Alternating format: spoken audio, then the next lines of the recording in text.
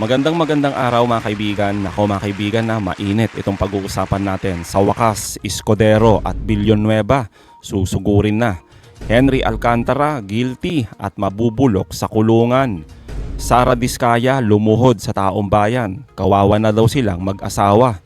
Matapos sugurin at pinagbabato ng putik ang bilyonaryong mansyon ng mag-asawang Diskaya kung saan sila ngayon ay humihingi ng tulong at kaawaan na sana ng taong bayan. Samantala, Escudero at Villanueva nagulantang matapos sila naman ang isusunod na susugurin ng ating mga kababayan kung hindi sila mapapanagot at mapalayas sa pwesto. Nako, abangan nyo po yan. Yan ang pag-uusapan natin. Pero bagong lahat, paki-like po muna ating video, paki-share na din po at subscribe na po kayo sa ating channel. Unahin na po muna natin ito mga kaibigan. Binato ng putik at minarkahan ng mga salitang magnanakaw. Ito ang nangyayari sa isang establishmento ng St. Gerard Construction na pagmamay-ari ng mga Diskaya. Ayon sa legal counsel ng mga ito na si Attorney Cornelio Samaniego III, sana ay maging mahinahon ang mga progresibong grupo pagdating sa paglalahad ng kanilang saloobin. Ay mayroon nga pong nauna pa, di ba? Ganun din ang nangyari. So, sunod-sunod na po ito. Sunod talaga na po yan. itong mangyayaring yan. At nagtataka ako, bakit parating Diskaya? Parating Diskaya. Sumusunod ho tayo sa batas. Tumatalima po tayo sa kung ano ang patawag ng Senado. Bakit ho kami ginaganito? Sumusunod ho kami. At parating Diskaya. Ano po ang nagawa ng Diskaya? Talaga, attorney, kailangan tanungin mo ang mga kababayan natin kung anong nagawa ng pamilya Diskaya. Buti na lang talaga matalino ang mga kababayan natin at alam nila trabaho lang yung ginagawa mo. Okay lang yan, sipsipin mo yung yaman ng mga Diskaya. Pero gawin natin ganito. Etong kliyente mo, yung mga amo mo, sabihin mo sa kanila lumangoy sila sa baha para maramdaman nila yung hirap ng ating mga kababayan. Ha? Yung gutom, lamig at yung mga makukuha mong sakit dahil sa baha. Dahil sa mga kabalbalan na pinaggagawa ng mga tulad ng mga Diskaya. Di ba mga kaibigan? May pera ang gobyerno, may proyekto para sa mga ganitong klase ng mga kalamidad, mga baha. Pero nung pinaggagawa ng mga congressman, ng mga senador, ng mga kontraktor, ng mga opisyal ng DPWH at kung ano-ano pang mga ahensya na sangkot sa korupsyon. Tanong mo yan sa amo mo. Tingnan natin kung anong sagot nila. Dagdag pa nito, negatibo ang nagiging epekto sa pamilya, hindi lamang sa mag-asawa, kundi pati sa mga bata. Malungkot sila. Bakit nangyayari ito? Nadadamay tuloy yung pamilya nila. Samantala, hindi naman sinabi ni Attorney Samaniego kung nasaan ngayon si Sara at Curly Diskaya. Pwede ba wag na lang po nating sabihin kung nasaan sila? Kasi actually, takot na ang spouses Diskaya, yung mga kamag-anak po nila. Sobrang takot na po sila sa nangyayari ngayon. Ngunit pagtitiyak nito, hindi sila aalis sa lugar at wala ring balak lumabas ng bansa ang mag-asawa upang magtago mula sa mga otoridad. Well, totoo naman yan na hindi talaga sila makakatakas dahil nga dito sa naging hold departure order ng DOJ mga kaibigan. At nangunguna nga dyan itong mag-asawang Diskaya. Pero hindi natin alam mga kaibigan na again, bilyonaryo itong mga to. Malay ba natin kung may mga binayaran sila sa mga exit point dito sa Pilipinas, di ba? Na pwede silang lumabas at talagang tumakas na itong mag-asawa. Sa ngayon, sinasabi ni attorney, nandito lang sila sa Pilipinas pero ayaw niyong i-disclose kung saan, di ba? Pero ganun pa mga kaibigan, sinasabi lang kasi ni attorney na kaawaan natin. Pero nung una, attorney, ito yung sinasabi mo Sinasabi mo itong mag-asawa, malakas ang loob na harapin yung mga problema kahit anong gawin ng taong bayan. Pero ngayon, nagkausap po kami. nagmamakaawa ka? Wala naman siyang magagawa kundi humarap. diba? Sabi naman niya, harap ako. Kahit sa house, harap ako. Basta may subpina. Wala naman tayong tinatago, attorney, sabi niya Kung mag-asawa na lang po, wag na lang po yung mga anak. Yung spouses Diskaya, malakas po ang loob, pero wag na lang po yung mga anak. O, di ba mga kaibigan? Nung nakaraan lang press con, ito yung sinasabi mo. Pero ngayon, nagmamakaawa kayo. At ang mahirap dito kasi mga kaibigan, yung sinasabi kasi ni attorney, na para bang nanggagaslight pa. Imbis na harapin yung issue at problema ng Diskaya, abay binabaling kay Mayor Vico. Kaya lalong nagagalit ang taong bayan sa inyo dahil sa pinagagawa nyo at sinasabi mo. Natural consequence po yan ng isang problema. Hindi naman natin in-expect kasi nga binaha tayo ng binaha. Number one, Manila. Sa NCR, alam ko, Pasig, number 5. So may problema rin sa flood control doon, ang Pasig. Nakita niyo na po yung yung ginigibang City Hall. Hanggang ngayon, ginigiba pa rin. 2 years ang contract doon, hindi pa tapos. 2 years ang contract para maitayo yung mega City Hall. Pero wala pa. Mag-iisang taon na si Mayor. Baka matapos yung termino niya, wala pa City Hall. So anong ibig sabihin yan, attorney?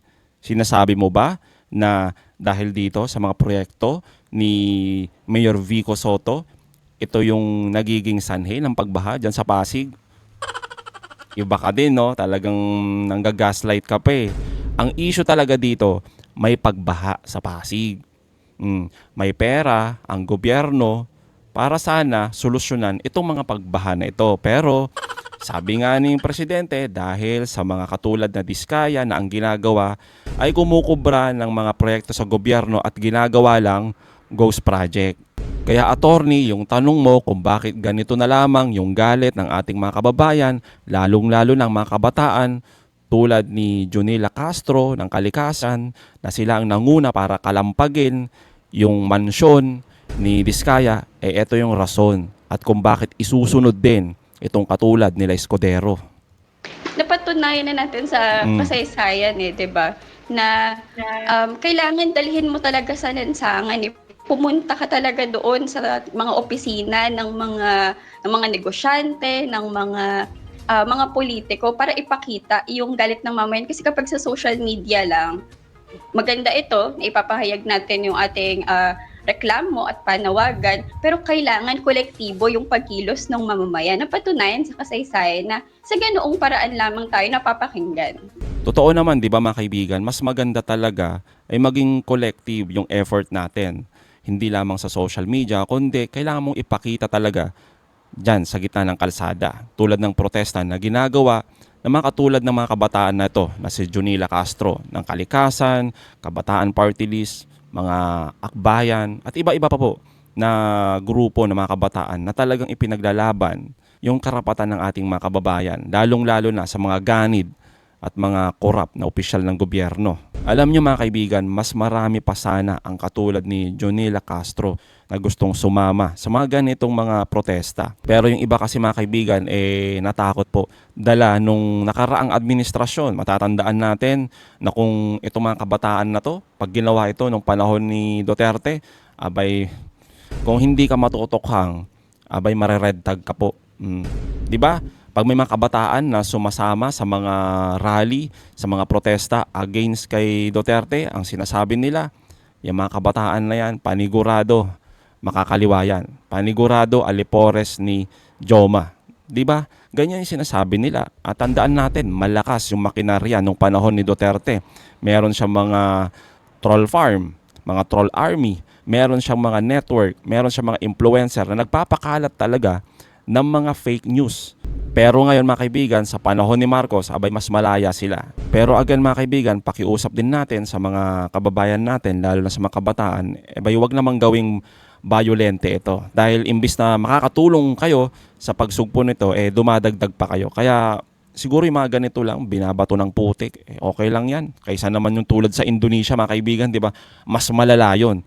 Sana wag tayong umabot sa ganon. At nananawagan tayo sa mamamayan na kung malapit lang sila doon sa mga kumpanya ng mga kontraktor, sa hanapin natin kung nasan ba yung bahay ng mga yan, nasan ba yung bahay ng mga senador na sangkot, sila Cheese Escudero.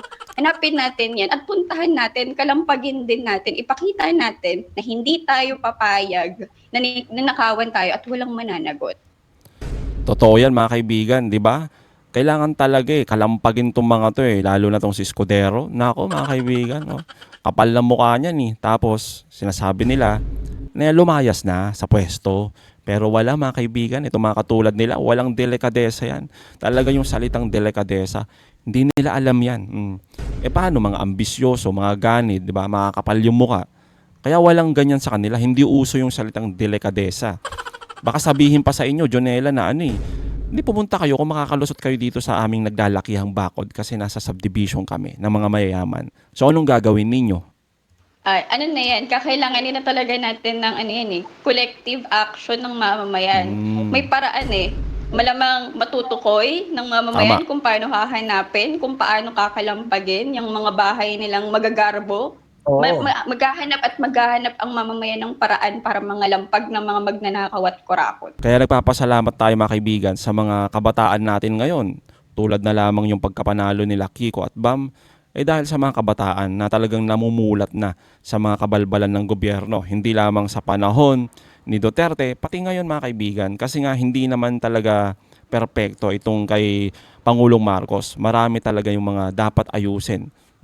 May mga nakapalibot talaga dito sa ahensya natin na talagang inugat na ng korupsyon. Kaya maganda itong ginagawa ng mga kabataan natin, lalong-lalo na sa Kongreso mga kaibigan, kung saan talaga hindi maipaliwanag ng DPWH kung bakit nagkakaganito, bakit paulit-ulit yung nangyayaring anomalya at talagang naiisahan sila ng mga kontratista tulad ni Diskaya. Ang nakita nating butas, din a-assess kung walang collusion of bidders. Ito po yung lumalabas na napakaraming reports na merong mag-uusap informally na bidders or kaya yung different companies will submit bids pero eventually ititrace yan to one owner, which is yung nangyayari nga dito sa Diskaya companies. Ano pong nangyayari dito? Bakit hindi po, bakit napalagpas ng ilang taon na may mga ilang proyekto na Diskaya is able to bid using her many different companies at hindi po napansin ng DPWH. Tapos, makikita natin na sila-sila lang din pala ang nagbibid for the same project. So, ang tanong natin, bakit po hindi na-capture ng iba't ibang pre-qualification, post-qualification processes ng DPWH yung gantong mga maanomalyang pag-play around dun sa concept ng competitive bidding?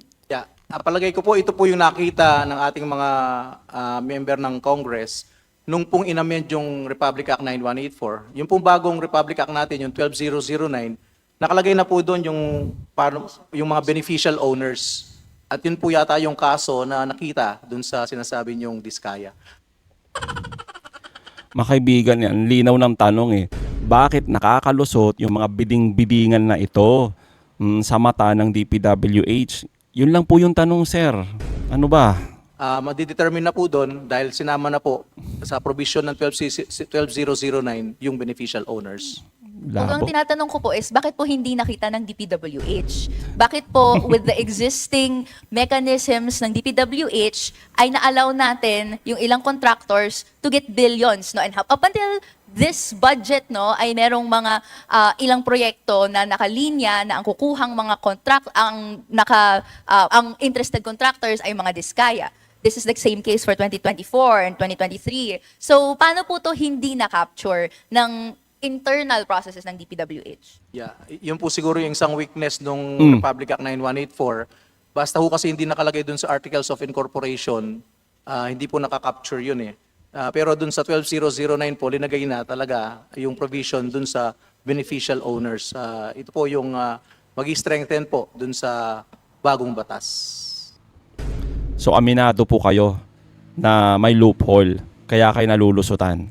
Kaya nga mga kaibigan, hindi pwedeng tatahitahimik lang si Mark Villar sa gilid-gilid. Dahil kailangan ding tanungin yan, anong ginawa niya nung panahon niya? Bakit hindi niya nakita itong mga kabalbalan na ito? At ganun din sa nag-resign na si Bunuan. Diba? Kailangan tanungin yan. Hindi porket nag-resign, lusot na siya dito. Nako.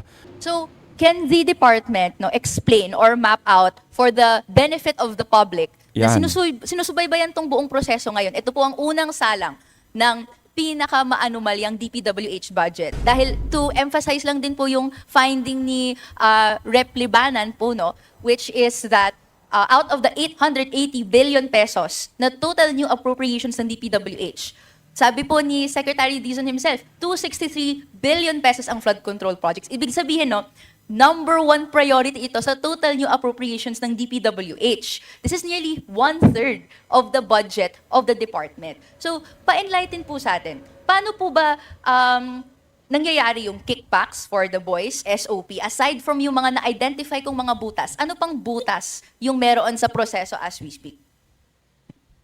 Yeah. Ito po yung sa sinasabi nga ho ng ating sekretaryo, na bagong sekretary, na sweeping reforms at saka sweeping review na gagawin po ng department.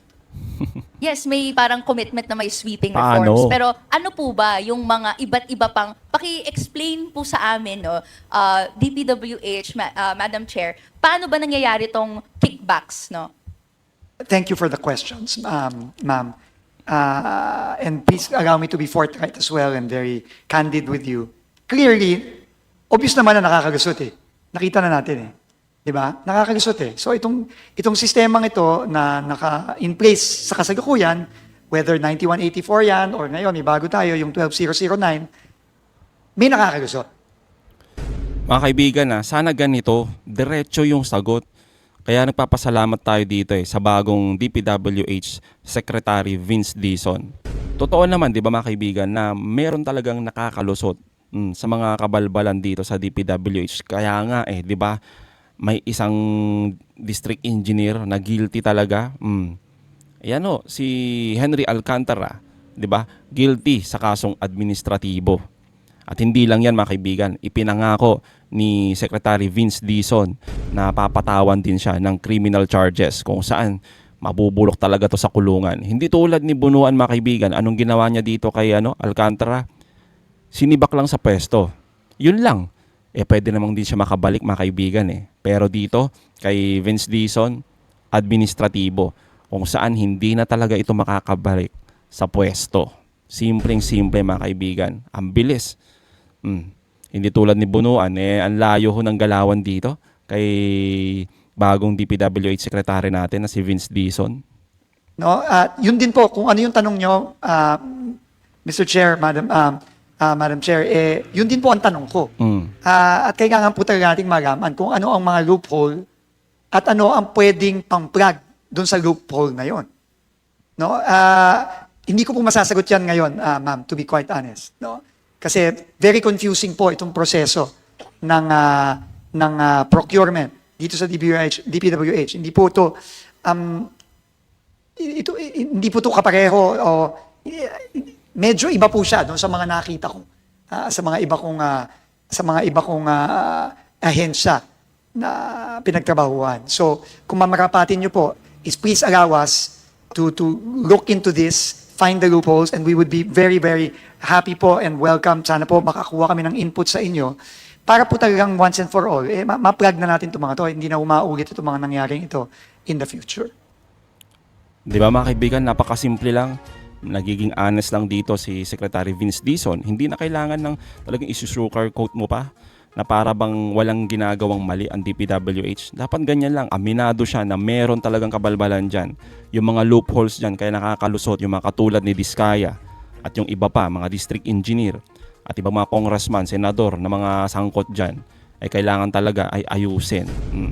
Hindi yung katulad ng iba na ang dami pang pasikot-sikot. Akala mo talaga napakalinis ng ahensya nila, di ba? Ay nako talaga Mr. Chair, Madam Chair, if I can make one last manifestation in response po. Actually, ito yung nakita natin sigurong inherent flaw sa system. As it stands, under existing laws, there is no other way to create infrastructure projects other than farming it out to private contractors. And ano ba Kaya ang nga goal at ano ba yung parang incentive for private contractors to exist? It is Pera. to profit, no? And through Pumaldo. this system of politics of patronage, how else can they maximize profit? It is Totoo. through, gaming the system. It is through connections with politicians. It is through backroom talks. It is through deals that is not existent in the law. So, maraming mag-argue that competitive bidding would bring the buildings of critical public infrastructure to the lowest amount, no, na would bring the least burden on taxes. Many would argue that PPPs benefit the people. But what I'm seeing here today and the data showing how our taxes have been used for the past 20 years or so, I have yet po to see the benefits materialize within DPWH, within public infrastructure. It is time po that we explore alternatives other than yung existing framework na Tama. lahat ng critical infrastructure wind up. ay through farming it out through contractors privately, na nakita natin hindi maaasahan at gagawin ng lahat-lahat ng paraan para makaganan siya out of the pockets of the people. Yan lang po, Mr. Chair. Maraming salamat po sa oras ninyo.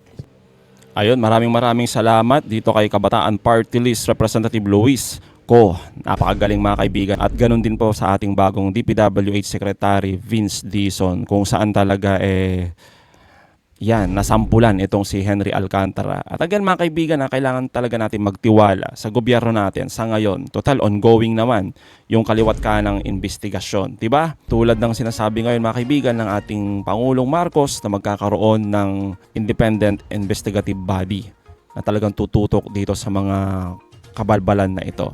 Kaya mga kaibigan, ang gusto lang nating makita talaga ay hindi lamang katulad ni Diskaya, ni Henry Alcantara yung mapapanagot dito. Kailangan talaga ay merong mapanagot at kung kailangan makulong ay mabulok sa kulungan ang mga katulad ng mga ganid, mga korap na congressman, lalong-lalo na ang mga senador.